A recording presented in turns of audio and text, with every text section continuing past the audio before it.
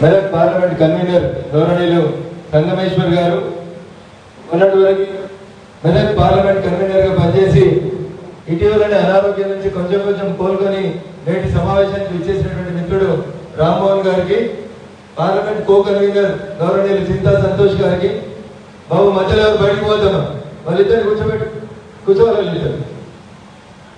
ఎవరు తిరగదు, నత్తు మల్లేష్ కూర్చోబెట్టే వాళ్ళు, శ్రీనివాస్ మెదక్ శ్రీనివాస్ గారు మీరు బయలుదేరి మిగతా వాళ్ళని లోపల పంపాలమ్మా దయచేసి.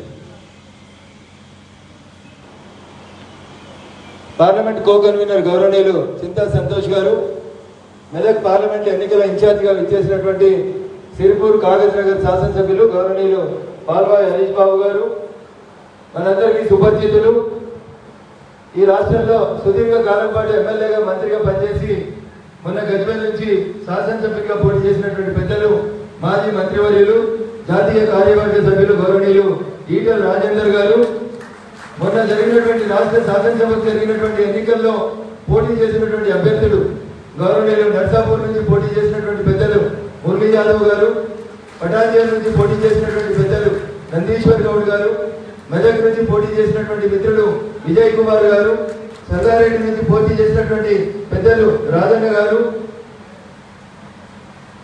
గౌరవ జిల్లా అధ్యక్షులు మెదక్ జిల్లా అధ్యక్షుడు గడ్డం శ్రీనివాస్ గారు, సిద్దిపేట జిల్లా అధ్యక్షుడు మిత్రుడు మోహన్ రెడ్డి గారు, సంగారెడ్డి జిల్లా అధ్యక్షురాలు శ్రీమతి గోదావరి అంజిరెడ్డి గారు, వేదిక మీద ఉన్నటువంటి గౌరవ పెద్దలు వేణుగోపాల్ రెడ్డి గారు, రామచంద్రరావు గారు, రామచంద్రారెడ్డి గారు, ఎల్లు రామిరెడ్డి గారు, ఆదర్శి రవీందర్ గారు, అంబటి బాలేష్ గౌడ్ గారు, చొప్పదండి విద్యాసాగర్ గారు, మన పార్లమెంట్ మెదక్ పార్లమెంట్ ప్రభావిగా విచ్చేసినటువంటి పెద్దలు బసవ లక్ష్మీనారాయణ గారు, మొన్నటి వరకు వారు నిజామాబాద్ జిల్లా అధ్యక్షుడిగా పనిచేస్తారు. బసవ లక్ష్మీనారాయణ గారు, వారితో పాటు వేదిక ముందున్నటువంటి ప్రింట్ ఎలక్ట్రానిక్ మీడియా మిత్రులు, అదే రకంగా వివిధ మండలాల నుంచి ఇక్కడికి విచ్చేసినటువంటి మండల పార్టీ అధ్యక్షులు, శక్తి కేంద్రాల ఇన్ఛార్జీలు, సీనియర్ నాయకులు, భారతీయ జనతా పార్టీలో చాలా కాలం నుంచి పనిచేసి మెదక్ పార్లమెంట్ మీద కాషాయ జెండా ఎగరాలనేటువంటి లక్ష్యంతో, తమకున్నటువంటి ఏకైక లక్ష్యం ఈ పార్లమెంట్ గెలిపించడం అనేటువంటి లక్ష్యంతో ఈ రోజు ఈ కార్యక్రమంలో పాల్పంచుకుంటున్నటువంటి ఆత్మీయ కుటుంబ సభ్యులందరికీ కూడా పేరు పేరుగా శిరస్వంతి నమస్సుమాంజలి తెలియజేస్తా ఉన్నాను. మిత్రులారా, మీకు అందరికీ తెలుసు, మెదక్ జిల్లాలో భారతీయ జనతా పార్టీ మెదక్ పార్లమెంట్ నుంచి 1999లో గౌరవనీయులు ఆలయ నరేంద్ర గారు గెలిచిన తర్వాత మళ్ళీ అప్పటి నుంచి ఇప్పటిదాకా భారతీయ జనతా పార్టీ ఈ పార్లమెంట్ నియోజకవర్గం మీద గెలవకపోవడం అనేది కొంత బాధాకరమైనటువంటి విషయం. ఈ రాష్ట్రంలో మారినటువంటి రాజకీయ పరిస్థితులు, ఊవెత్తున ఎగిసినటువంటి తెలంగాణ ఉద్యమం, ఆ తర్వాత వచ్చినటువంటి పరిస్థితుల వల్ల మనమందరం కూడా జై తెలంగాణ నినాదం తీసుకున్నాం. నాడు పార్లమెంట్ లో సోదరి శ్రీమతి సుష్మా స్వరాజ్ గారు చాలా స్పష్టంగా భారతీయ జనతా పార్టీ ఎట్లాంటి స్వలాభాపేక్ష లేకుండా తెలంగాణ బిల్లుకి మద్దతు ఇస్తుందని చెప్పి తెలంగాణ బిల్లు పార్లమెంట్ లో పాస్ కావడానికి నాడు భారతీయ జనతా పార్టీ లోక్సభలో ఉన్నటువంటి సుమారు 150 మంది పార్లమెంట్ సభ్యులు ఆ రోజు సపోర్ట్ చేస్తే ఈ రోజు ఏర్పడినటువంటి తెలంగాణ రాష్ట్రం అనేటువంటి ఈ కళ సాకారం జరిగింది. ఈ కళ సాకారం జరిగిన తర్వాత జరిగినటువంటి ఎన్నికలు, రాజకీయ పరిణామాలను మనం అందరం కూడా గమనించాం. 2014లో ఈ దేశంలో అధికారంలోకి భారతీయ జనతా పార్టీ వచ్చి నుంచి, గౌరవనీయులు నరేంద్ర మోడీ గారు అధికారంలోకి వచ్చి నుంచి 2014లో మొదటిసారి వారు గెలిచిన తర్వాత రెండోసారి ఎన్నికలు రాగానే చాలా మంది విశ్లేషకులు కానివ్వండి, మీడియా కానీ రకరకాల మాటలు చెప్పినాయి. బీజేపీ సార్ గెలవదట, హంగ్ వస్తుందట, బీజేపీ పని అయిపోయింది, మోడీ గారి పని అయిపోయిందని రకరకాలైనటువంటి కారు కూతలు రుచులు. కానీ ప్రజలు నరేంద్ర మోడీ గారి నాయకత్వాన్ని బలపరుస్తూ మళ్ళొకసారి 2019లో జరిగినటువంటి పార్లమెంట్ ఎన్నికల్లో మోడీ గారు 273 మీకు సరిపోతలేవు, ఈ దేశం బాగుండాలంటే మీరు ఇంకా పటిష్టంగా ఉండాలని చెప్పి 303 మంది ఎంపీలని భారతీయ జనతా పార్టీ జెండా మీద గెలిపించి రెండోసారి నరేంద్రుడిని ఈ దేశ ప్రధానిగా చేసినటువంటి ఘనత ఈ దేశ ప్రజలది. ఎవరు ఏం మాట్లాడినా, టీవీ ఛానళ్ళకి వచ్చి ఎవరేం చర్చలు పెట్టినా, కుహాన లౌకికవాదులు ఎర్రజెండా కప్పుకొని టీవీలకి విశ్లేషకుల రూపంలోకి వచ్చిన వాళ్ళు ఎవరు ఏం మాట్లాడినా ఈ దేశ ప్రజలు రెండోసారి మొదటిసారి కంటే ఎక్కువ బహుమతినిచ్చి నరేంద్ర మోడీ గారిని దేశ ప్రధానిగా గెలిపించిండ్రు. రెండోసారి నరేంద్రుడు ఈ దేశ ప్రధానిగా గెలిచిన తర్వాత మీకు మాకు మనందరికీ తెలుసు ఎస్ ఐఎమ్ ఇండియన్ అని గర్వంగా ప్రపంచం నలుమూలల్లో ఇండియన్ సభ తలెత్తుకొని నిలబడేలాగా భారతదేశ కీర్తి ప్రతిష్టని పెంచిన నాయకుడు మన ప్రధానమంత్రి నరేంద్ర మోడీ గారు. భారతీయ జనతా పార్టీ తన ఎన్నికల మేనిఫెస్టోలో చెప్పినట్టు అనేక సంవత్సరాలుగా పార్టీ పుట్టినాటి నుంచి జనసంఘ ఏర్పాటు నాటి నుంచి భారతదేశంలో ఉన్నటువంటి ప్రతి జాతీయవాద కార్యకర్త కలలు అన్నటువంటి అంశం ఆర్టికల్ 370 రద్దు కావాలి, భారతదేశంలో జమ్మూ కాశ్మీర్ ని అంతర్లీనం చేయాలి, అంతర్భాగం చేసేటటువంటి ఒక న్యాయమైనటువంటి డిమాండ్ ప్రతి స్వయం సేవకుడు ప్రతి కాషాయ సైనికుడు కోరుకున్నటువంటి మాట. రెండోసారి నరేంద్ర మోడీ గారు ప్రధానమంత్రి అయిన తర్వాత చాలా మంది చాలా మాట్లాడారు. ఒక్క మోడీతోటి కాదు 100 మంది మోడీలు వస్తే కూడా జమ్మూ కాశ్మీర్ ని ఈ దేశంలో కల్పనీయమని కొంతమంది జమ్మూ కాశ్మీర్ కి సంబంధించిన మాజీ ముఖ్యమంత్రులు మాట్లాడితే ఒక్కడే మోడీ ఉన్నాడు పార్లమెంట్ లోపల, ఒక్కడే మోడీ, ఒక్కడే నరేంద్రుడు. ఈ దేశ ప్రజల ఆకాంక్ష ఆర్టికల్ 370ని 5 అంటే 5 నిమిషాల్లో రద్దు చేసి జమ్మూ కాశ్మీర్ ని భారత భూభాగంగా కలిపిన గరుడు మన ప్రధాని నరేంద్ర మోడీ గారు. అయితే కూడా మరొకటి మానలేదు, రకరకాలైనటువంటి వ్యక్తులు రకరకాలైనటువంటి విమర్శలు చేస్తూనే పోయినారు.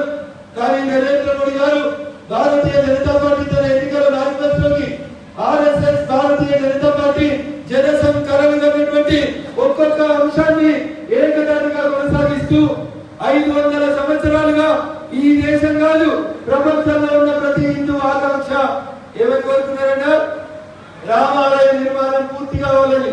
చివరికి అన్ని చిక్కులు కోర్టు చిక్కుముడులన్నింటినీ విడిపించుకొని చివరికి సుప్రీంకోర్టు ఆదేశాల మేరకు కేంద్రంలో నరేంద్ర ప్రభుత్వం, ఉత్తరప్రదేశ్ లో యోగి ప్రభుత్వం డబుల్ ఇంజన్ సర్కార్ సమైక్యంగా నడిపిస్తే మొన్న జనవరి 22 రోజు ప్రపంచంలో ఉన్న ప్రతి హిందూ తలెత్తుకొని నిలబడేలాగా రామాలయ విగ్రహాన్ని, రాముని విగ్రహానికి ప్రారంభించే కార్యక్రమాన్ని ఈ దేశ ప్రధాని, మనందరి ప్రధాని గౌరవనీయులు నరేంద్ర మోడీ గారు పూర్తి చేయడం జరిగింది. రామ మందిర నిర్మాణంతో ఈ దేశ ప్రజల ఆకాంక్షలు, ఈ దేశ ప్రజలు కోరుకున్నటువంటి ప్రతి అంశంతో పాటు భారతీయ జనతా పార్టీ తన మేనిఫెస్టోలో పెట్టిన ప్రతి అడుగుని నరేంద్రుడి నాయకత్వంలో మనం ముందుకు తీసుకుపోతా ఉన్నాం. ఇంకో 4 రోజుల తర్వాత నరేంద్ర మోడీ గారు పార్లమెంట్ బడ్జెట్ సమావేశాలు ముగిసిన తర్వాత ప్రపంచంలో ఒక ఇస్లామిక్ దేశం, ముస్లింలు తప్ప ఇతర జనాభా లేనటువంటి దేశం ఆబుదాబు లాంటి ప్రాంతంలో కూడా ఒక హిందూ దేవాలయాన్ని ప్రారంభించడానికి మన దేశ ప్రధాని నరేంద్ర మోడీ గారు ఇదే నెలలో 2వ వారంలో ఆబుదాబి పోతా ఉన్నారు. ఏం కావాలి నరేంద్రుడి నాయకత్వంలో? ఏం జరగలేదు భారతదేశానికి. ఇంత జరుగుతూ ఉంటే నరేంద్ర మోడీ గారి గురించి తప్పుడు కూతలు వస్తూ నరేంద్ర మోడీ గారిని 3వసారి గెలిపిస్తే ఈ దేశంలో తమకి పుట్టగతులు ఉన్నాయని ఆలోచించి కాంగ్రెస్ పార్టీ ఒక కథ కట్టి జట్టు కట్టి ఇండియా అనేటువంటి కూటమిని ఏర్పాటు చేసింది. చాలా కష్టపడదాం, అందరం కలిసిపోదాం, నరేంద్ర మోడీని గద్దెదించుదామని చెప్పి ఇండియా అనేటువంటి కూటమిని ఏర్పాటు చేసిండు. ఏమైందో మీరు చూసిరు, ఊర్లలో చెప్తాం కుక్క జింపిని ఇస్తారా ఎట్లుంటుందో మీకు అందరికి తెలుసు. అట్లా ఇండియా కూటమి ఇలా కుక్క జింపిని ఇస్తారు లెక్క అయింది. దాంట్లో మన పాత్ర ఏం లేదు. పాప వాళ్ళే అనుకున్నారు గ్రూప్ ఆఫ్ పీపుల్, కాంగ్రెస్ అంటేనే ఒక సమూహం, ఆ సమూహానికి ఇంకొంతమందిని తోడు చేసుకున్నారు. అందరూ కలిసి తిన్న ఇస్తారని చెప్పినట్టు ఇండియా కూటమిని చెప్పి నితీష్ గారు అటుపోయినారు, లాలూ గారు ఇటుపోతున్నారు, దీని అటుపోయింది, దాదాలు ఇంకో దిక్కుపోయారు. ఉన్నదా ఇండియా కూటమి? ఉన్నదా ఇండియా కూటమి? తెలిసిందా? ఎన్నికలు వచ్చేకంటే ముందే నరేంద్ర మోడీని గద్దెదించాలని ఏర్పాటైనటువంటి ఇండియా కూటమి ఇస్తారాకులు ఎన్నికలిస్తే ఇస్తారట్లా అన్ని ముక్కలై ఇసుకపోయింది ఇండియా కూటమి. ఈ రోజు ఢిల్లీ నుంచి ఢిల్లీ దాకా, ఢిల్లీ నుంచి అమెరికా దాకా ఏ సర్వే సంస్థ ఎక్కడ సర్వే చేసినా ప్రపంచంలో అందరికంటే ఎక్కువ శక్తివంతమైనటువంటి నాయకుడు ఎవరంటే నరేంద్ర మోడీ అని చెప్పి ముక్తకంఠంతో ఈ దేశ సర్వేలను చెప్తా ఉన్నాయి. అట్లాంటి పార్టీలో పనిచేస్తున్నందుకు మనమందరం కూడా గర్వపడాలి. నరేంద్రుడి నాయకత్వంలో రెండోసారి 303 సీట్లు గెలిచినటువంటి భారతీయ జనతా జనతా పార్టీ ఎన్డీఏ కూటమి కొద్ది రోజులలోనే ఏప్రిల్లోనే ఈ దేశానికి మరో సార్వత్రిక ఎన్నికలకు పోబోతా ఉంది. ఏ సర్వే ఏజెన్సీ సర్వే చేసినా అది పీకేలా ఏకేలా తీకేలా ఎవరు చేసినా ఏం చెప్తున్నారు ఎన్నికలు దాదాపు వన్ సైడ్ అయిపోయినాయి. నరేంద్ర మోడీ గారి గెలుపుని మూడోసారి నరేంద్ర మోడీ గారు ప్రధానమంత్రి కావడాన్ని ఈ దేశంలో ఎవరు ఆపలేనటువంటి విషయాన్ని చాలా స్పష్టంగా ఈ దేశంలో ఉన్న సర్వే సంస్థలు కాదు, ప్రపంచంలో ఉన్నటువంటి అన్ని సర్వే సంస్థలు కూడా చాలా స్పష్టంగా చెప్తా ఉన్నాయి.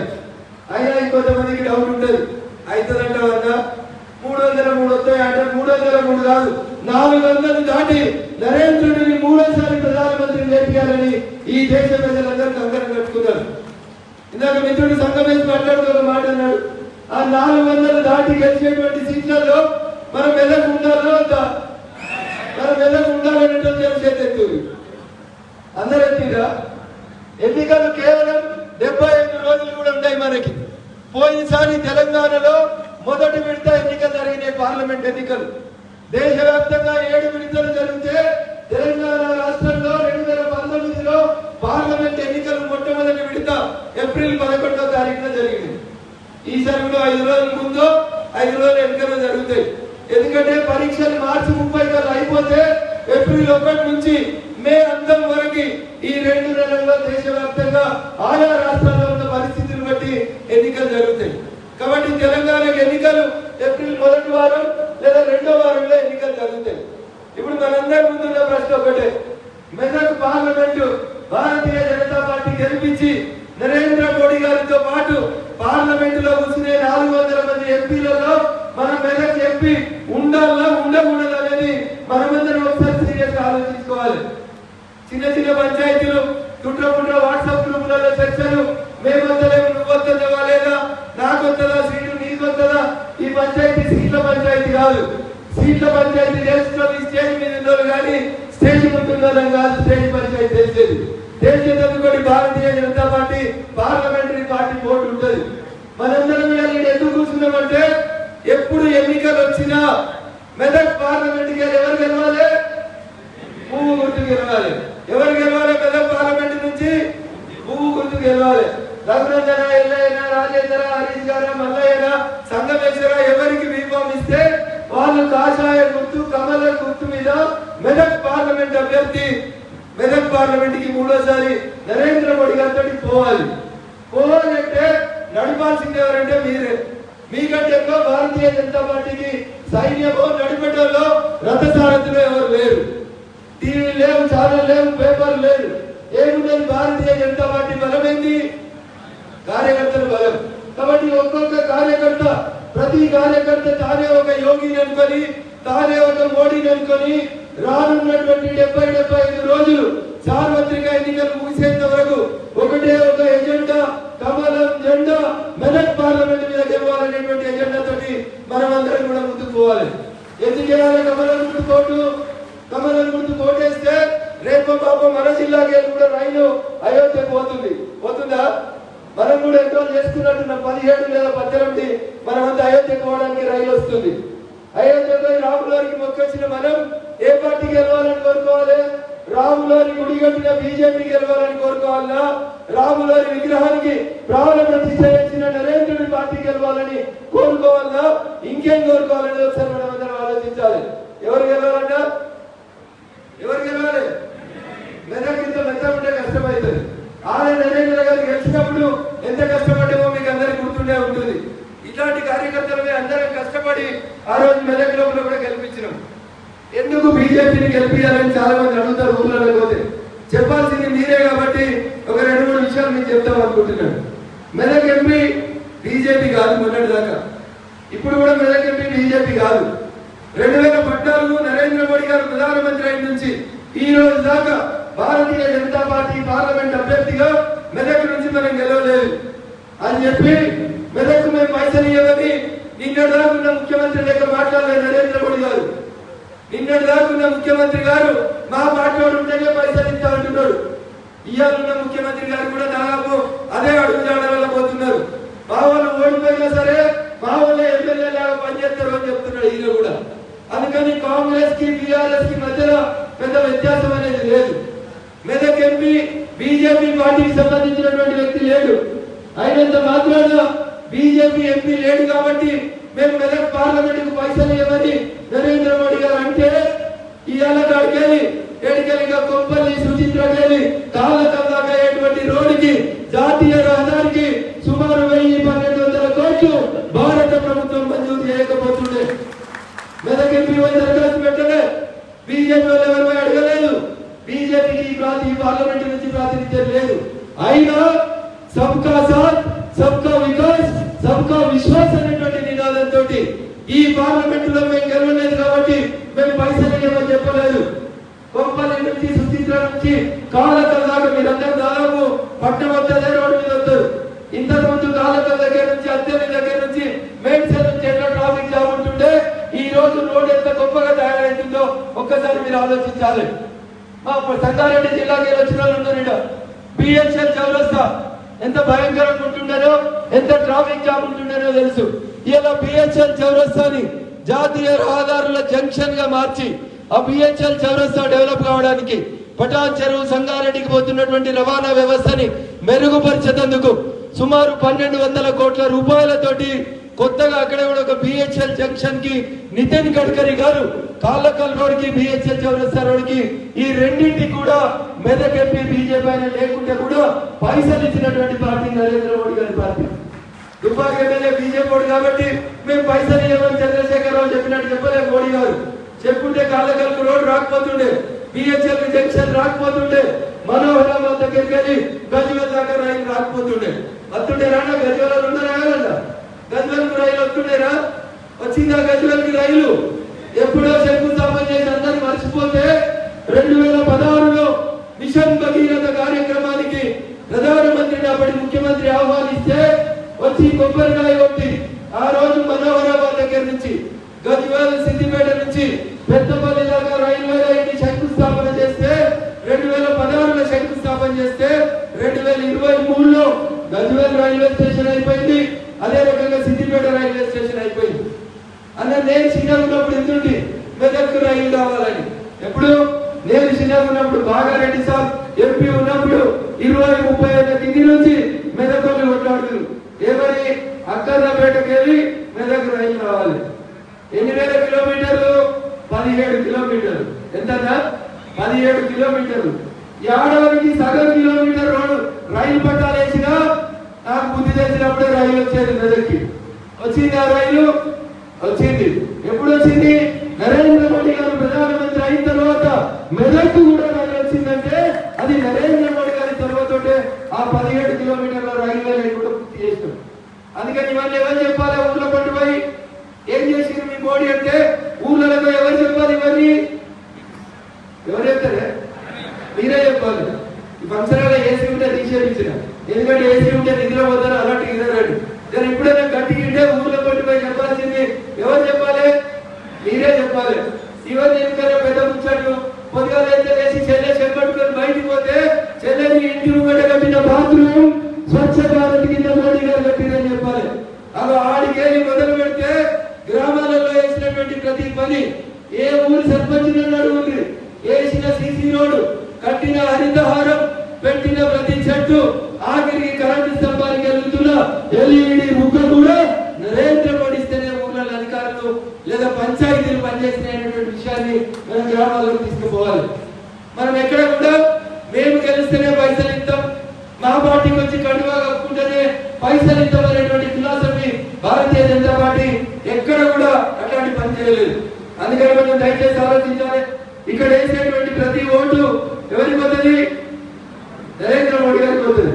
మెదక్ పార్లమెంట్ లో మనం వేసేటువంటి ప్రతి ఓటు నరేంద్ర మోడీ గారికి పోతుంది. ఈవీఎం లో మనం ముందేటువంటి ప్రతి కమలం పూర్తి మీద ఉండేటువంటి ప్రతి ఓటు అయోధ్యలో రామ మందిరం నిర్మించినటువంటి నరేంద్రుడి పార్టీ భారతీయ జనతా పార్టీకి చేరుతుంది. కాబట్టి అందుకని ఒకసారి మీరు ఆలోచించాలి. కమల గుర్తుకు ఎందుకు కొట్టేయాలనేటువంటి చర్చ గ్రామాల్లో వచ్చినట్లయితే ఖచ్చితంగా మనం చెప్పాల్సింది కమల గుర్తు నరేంద్ర మోడీ గారి గుర్తు. మేము నరేంద్ర మోడీ గారి ఓటేస్తాం. మూడోసారి నరేంద్రుడిని ఈ దేశంలో అధికారంలోకి తీసుకొస్తాం. ఇంకా పెండింగ్ ఉన్న 2-3 సమస్యలు, అది పీఓకే కావచ్చు, కామన్ సివిల్ కోడ్ కావచ్చు, ఇంకా మిగిలిపోయిన భారతీయ జనతా పార్టీ జాతీయ వాళ్ళ నాయకులు కార్యకర్తలు కలలు కన్నటువంటి 2-3 మిగిలిపోయిన పనులు ఏమైనా ఉంటే ఆ 2-3 మిగిలిపోయినవి కూడా పూర్తి కావాలంటే అవి పూర్తి చేసేటువంటి నాయకుడు ఎవరు? నరేంద్ర మోడీ గారు అని చెప్పి మనం ముక్తకంఠంతో చెప్పి భారతీయ జనతా పార్టీని మెదక్ పార్లమెంట్ లో మనం గెలిపించాల్సినటువంటి అవసరం ఉంది. చాలా విషయాల్లో వీళ్ళందరికీ తెలుసు. ఊర్లలో పల్లె దవాఖానాలు వచ్చినాయి, ఆయుష్మాన్ భారత్ స్కీమ్ వచ్చింది. 10 లక్షల వరకు ఆయుష్మాన్ భారత్ కింద మనం ఉచితంగా వైద్యం ఇస్తుంటే కొత్తగా ఈ రాష్ట్రంలో అధికారంలోకి వచ్చిన పార్టీ ఏం చెప్తుంది? మేము కూడా 10 లక్షలకి ఫ్రీ ట్రీట్మెంట్ ఇస్తాం, సంతకం పెట్టినామని చెప్తున్నారు. ఎక్కడిది స్కీమ్? ఆయుష్మాన్ భారత్ కింద గతంలో 5 లక్షలు ఉచితంగా ఇచ్చేటువంటి స్కీమ్ ని ఇవాళ 10 లక్షలకు పెంచింది భారత ప్రభుత్వం, నరేంద్ర మోడీ గారి ప్రభుత్వం.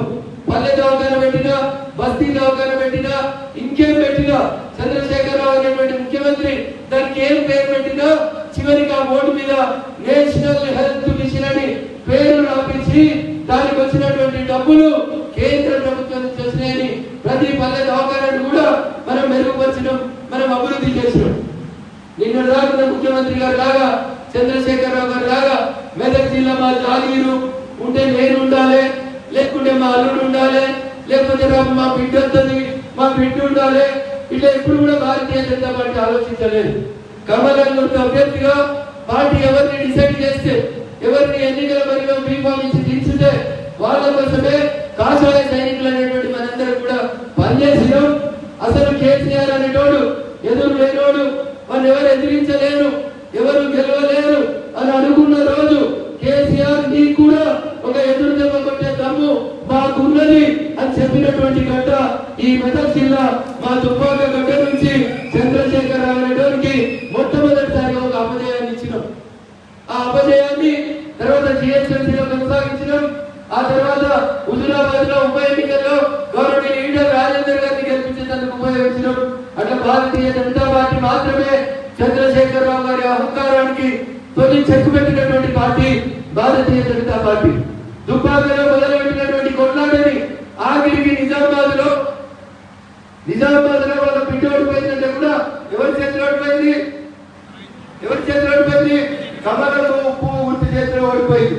నిన్నగాక మొన్న జరిగిన శాసనసభ ఎన్నికల్లో కామారెడ్డి గారి ముఖ్యమంత్రి ఎవరు ఓడగొట్టిరు? ఏ గుర్తు ఓడగొట్టింది? కమలం గుర్తు చేతిలోనే టిఆర్ఎస్ పార్టీకి సాగు దెబ్బ రాసింది. అది నిజామాబాద్ అయినా, కామారెడ్డి అయినా, హుజూరాబాద్ అయినా, దుబ్బాక అయినా, జిహెచ్ఎంసీ ఎన్నికలైనా ఎక్కడైనా కారును నిలువరించింది. రేపు మెదక్ పార్లమెంట్ లో కూడా కారును నిలువరించేది ఎవరు?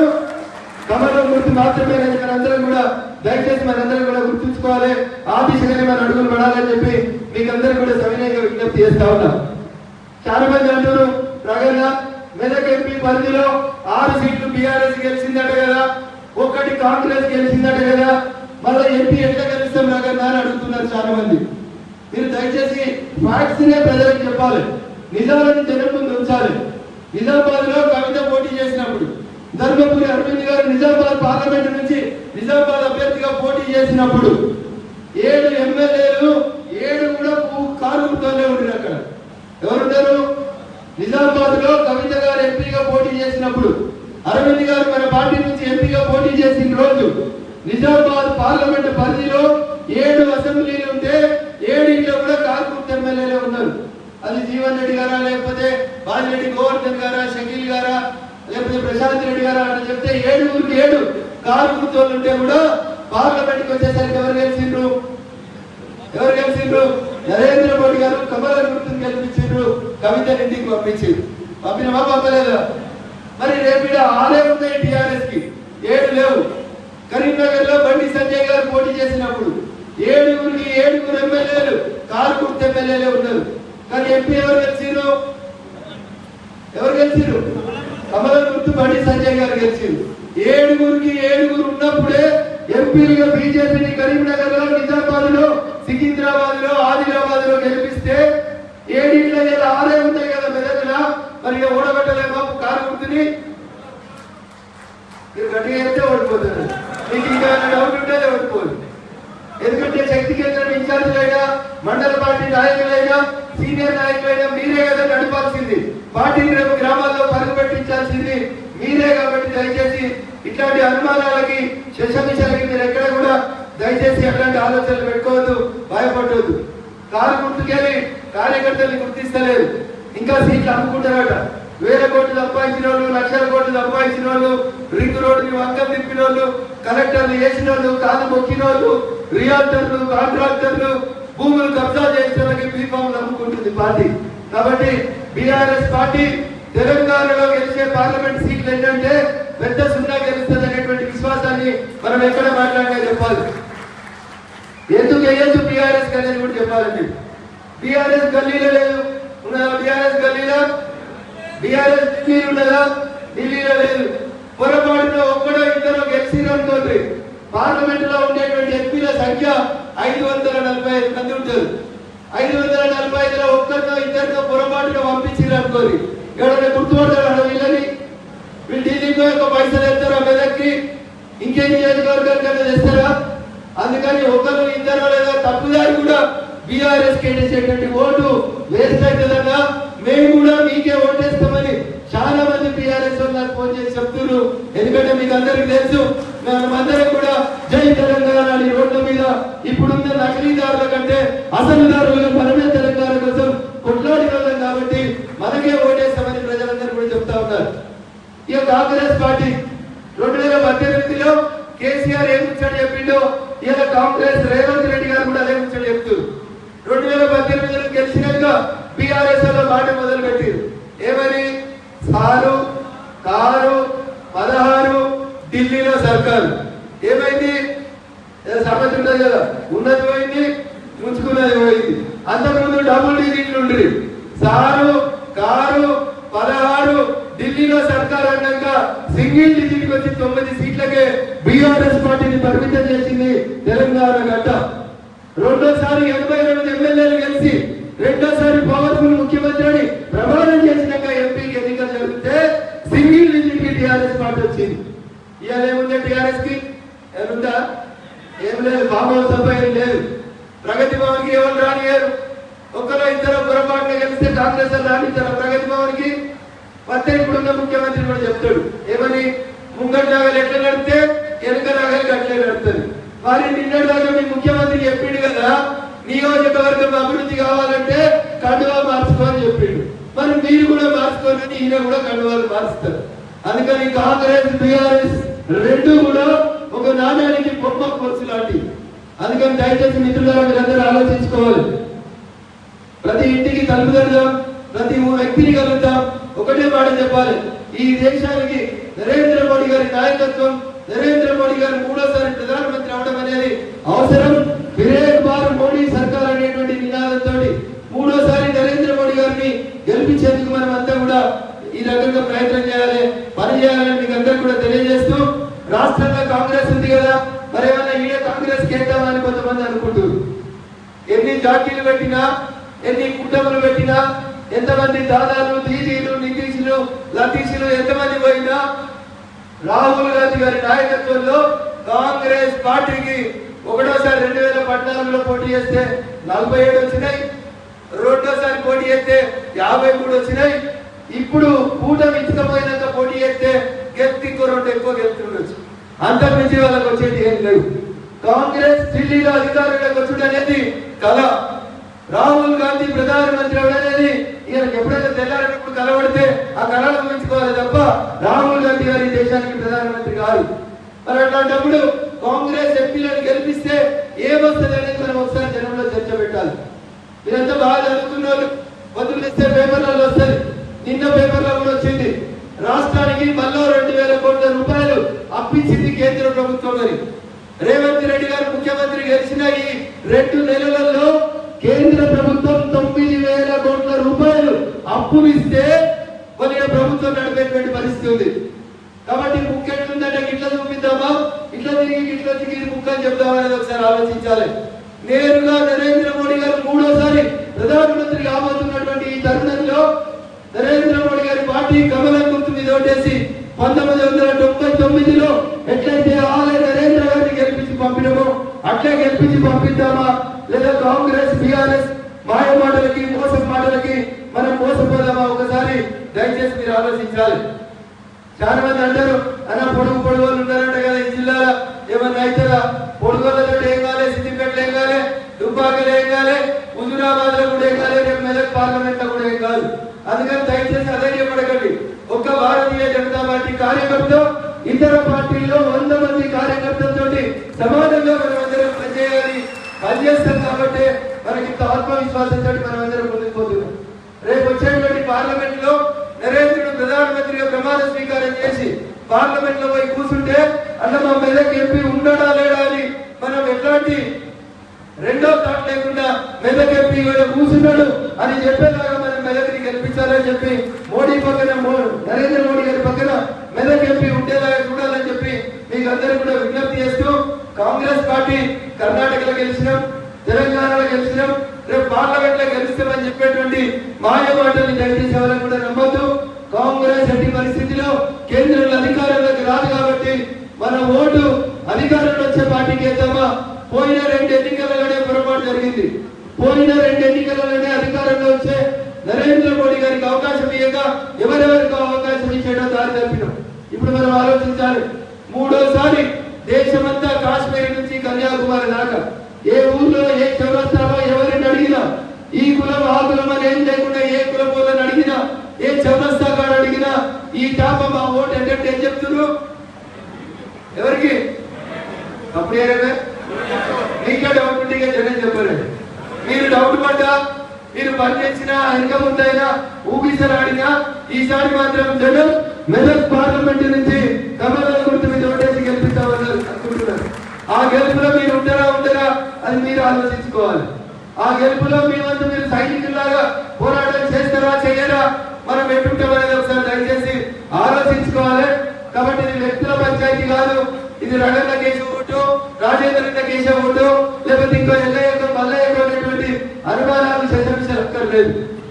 ఈ మీటింగ్ సంపూర్ణంగా రాష్ట్ర పార్టీ ఆదేశాల మేరకు, రాష్ట్ర పార్టీ సూచనల మేరకే జరుగుతుంది. కాబట్టి ఎవరికి ఎట్లాంటి అనుమానం ఉండాల్సిన అవసరం లేదు. కొంతమంది ఉంటారు ఎత్తుకుంటే సంఘకు రారు, దిక్కి నడిపితే మనతో పాటు నడవరు, కానీ ఆశలు మాత్రం పెద్దగా ఉంటాయి. ఏం చేద్దాం? వాళ్ళని కూడా మనం తప్పు పట్టలేము. ఆశ పడడం మంచి నైజం, ఆశ పడడాన్ని తప్పు పట్టలేదు. కానీ ఉట్టికి ఎగరలేనమ్మా ఆశ ఆకాశానికి ఎగురుతా అన్నట్టు వాళ్ళు కూడా మనలే. కాబట్టి ఏం బాధపడదు, వాళ్ళని కూడా కలుపుకొని అందరినీ కలుపుకొని అందరి లక్ష్యం ఏమున్నారు? అందరి లక్ష్యం మెదక్ పార్లమెంట్ మీద ఎవరు గెలవాలి? బీజేపీ పువ్వు గుర్తులు గెలిపించాలని మీ అందరినీ కూడా వేడుకుంటూ అవకాశం ఇచ్చిన వేదిక మీద ఉన్న పెద్దలకి, వేదిక ముందున్నటువంటి మీకు అందరికీ కూడా పేరు పేరున కృతజ్ఞత వందనాలు తెలియజేస్తూ సెలవు తీసుకుంటా ఉన్నాను. జై హింద్, జై భారత్.